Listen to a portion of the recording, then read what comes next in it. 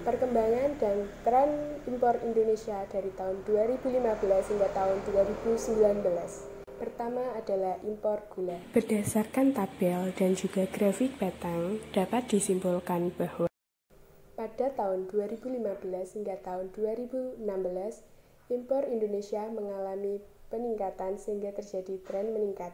Alasannya karena adanya El Nino yang menyebabkan penurunan produksi gula dan tebu Indonesia.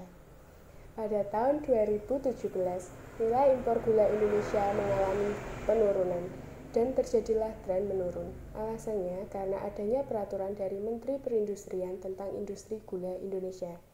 Sedangkan pada tahun 2018, nilai impor Indonesia kembali mengalami peningkatan sehingga terjadi tren meningkat. Alasannya karena permintaan yang meningkat dan juga anggapan bahwa gula Indonesia yang tidak sesuai dengan kriteria industri yang ada di Indonesia.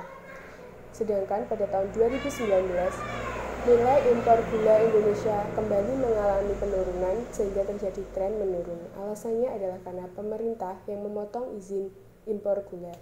Kedua adalah impor kedelai. berdasarkan tabel dan juga grafik petang, dapat disimpulkan dari tahun 2015 hingga tahun 2017, nilai impor kedelai Indonesia mengalami peningkatan sehingga terjadi tren meningkat.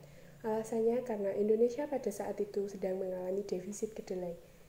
Sedangkan pada tahun 2018, nilai impor kedelai Indonesia mengalami penurunan sehingga terjadi tren menurun. Alasannya karena adanya produksi dalam negeri yang terus meningkat. Sedangkan pada tahun 2019, nilai impor kedelai Indonesia mengalami peningkatan sehingga terjadi tren meningkat. Alasannya karena meningkatnya permintaan yang ada di Indonesia. Ketiga adalah daging sapi. berdasarkan tabel dan juga grafik petang, dapat disimpulkan dari tahun 2015 hingga tahun 2019, nilai impor daging sapi Indonesia terus mengalami peningkatan sehingga terjadi tren meningkat. Alasannya karena penurunan produksi daging sapi Indonesia dan permintaan yang terlalu tinggi yang berada di Indonesia. Keempat adalah gandum.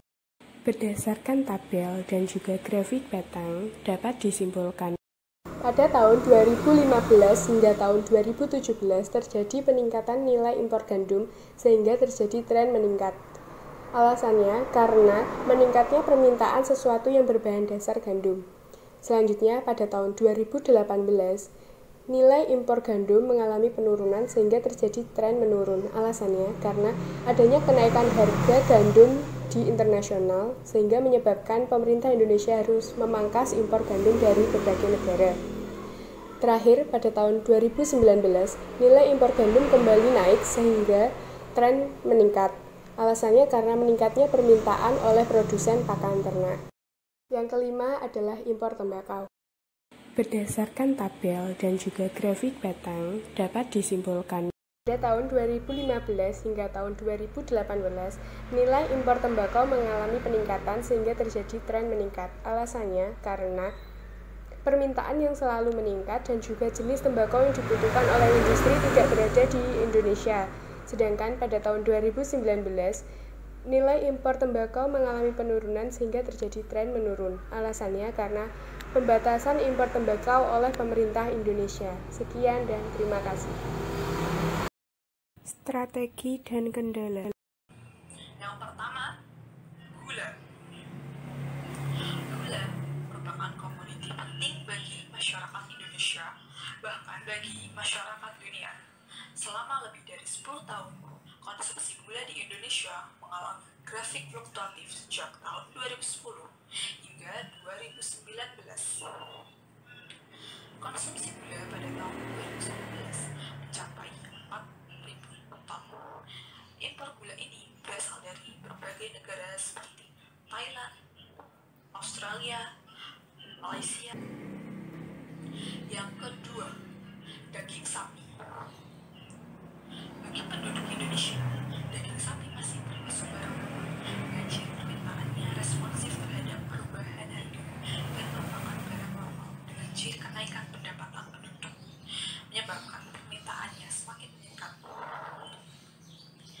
Berdasarkan hal tersebut, pembangunan ekonomi terus-menerus membaik dan jumlah penduduk yang semakin banyak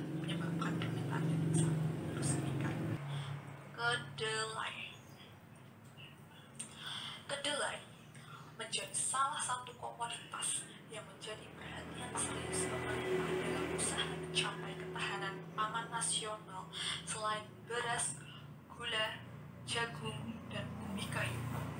Permintaan kedelai terus naik akibat tingginya kebutuhan. Namun, di sisi lain, produksi kedelai Indonesia cenderung turun, sehingga pemerintah harus melakukan impor untuk memenuhi kebutuhan. Yang keempat, gandum. Peralihan pola konsumsi berpendapatan bawah dan menengah itu cepat ke makanan yang berasal dari gandum, terutama instan, roti, telah mendorong peningkatan impor gandum atau terigu, serta berkurangnya permintaan pangan yang berasal dari sumber daya dalam negeri seperti ketela dan lainnya.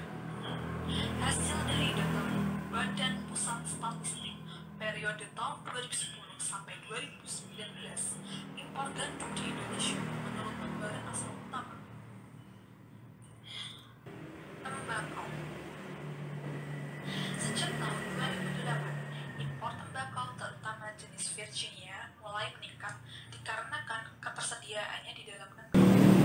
Penggunaan tembakau impor yang meningkat tentu dapat menggeser pangsa tembakau produksi di Indonesia, terutama grade menengah ke bawah. Semakin meningkatnya impor tembakau dapat menjadi salah satu faktor bagi pemerintah untuk menaikkan tarif impor tembakau. Upaya ini diharapkan akan meningkatkan produksi sigaret domestik, tidak hanya untuk konsumsi domestik, tetapi juga mendorong untuk ekspor. Pangsa impor tertinggi dimiliki oleh Uni Eropa sebesar 7%. Perlu juga dicatat bahwa negara ini memiliki kebijakan untuk membantu beberapa negara-negara kecil dan mengimpor gula mereka melalui kebijakan EBA atau Everything But Oil. Seberapa ketat kebutuhan untuk konsumsi dan produksi untuk industri, itu benar-benar kita harus memasok. Jadi daging sapi itu cenderung naik terus, harganya cenderung naik. Ini disebabkan oleh perubahan gaya hidup dan dari sisi penawaran, ya siklus produksi ternak sapi. Produksi sapi itu memang ada, namun perilaku konsumen itu masih menyukai daging sapi segar dibandingkan daging beku. Itulah mengapa daging tidak tersedia dengan sapi yang masih hidup itu baru disembelih, itu namanya daging segar, dan daging beku itu setelah beberapa hari. Jadi kita menemui tren, yaitu ketika hari raya Idul Fitri dan menjelang hari raya Idul Fitri, dan daging sapi menjadi barang yang sangat dibutuhkan. Oleh karena itu, produk daging sapi selalu meningkat harganya hampir 2 kali dari harga semula ketika menjelang bulan puasa Lebaran. Belum banyak berkembang industri perbenihan dari kedelai. Lalu keterampilan petani yang masih rendah untuk mengolah kedelai. Sebenarnya kedelai ya bisa, tapi selalu melihat kedelai yang diolah menjadi kecap, tauco, atau banyak kedelai yang menjadi makanan di Indonesia. Sangat oriental, makanan oriental orang Indonesia itu kedelai. Namun kita tuh masih banyak impor dari negara luar. Ternyata ini sebenarnya hal baru yang saya pelajari ketika melakukan dan ternyata belum berkembangnya sektor kemitraan ya, untuk perusahaan swasta di jarang melirik yang namanya agribisnis kedelai ini jarang. Jadi mungkin beberapa industri besar seperti petani kecap itu Jadi impor kedelai ke Indonesia itu lebih murah daripada beli sendiri di negara sendiri. Jadi ketika petani itu produksi kedelai, ternyata harganya itu nggak jauh beda dan ternyata masih lebih murah impor. Kurang cocok dengan gandum yang merupakan tanaman subtropis.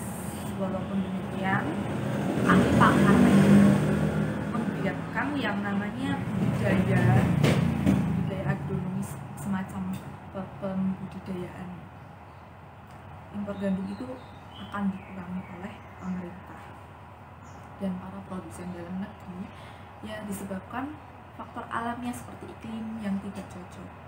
Itu bisa dikatakan sebagai negara transnasional, bukan internasional, namun internasional dan nasional. Secara luas, Indonesia menjadi negara yang memproduksi sigaret, minyak, dan rokok tersebut. Bahan bakunya itu adalah tembakau. Jadi kita masih banyak mengimpor tembakau dari negara asing. Ya, konsekuensinya emang seperti itu, bahwa berkembangnya industri sigaret ini akan meningkatkan kebutuhan tembakau yang semakin lama itu semakin meningkat di bidang industri rokok. Menurut Kementerian Perindustrian pada tahun 2017, ini data statistik yang disebutkan langsung, sekitar 97% produksi tembakau itu digunakan secara luas untuk industri rokok.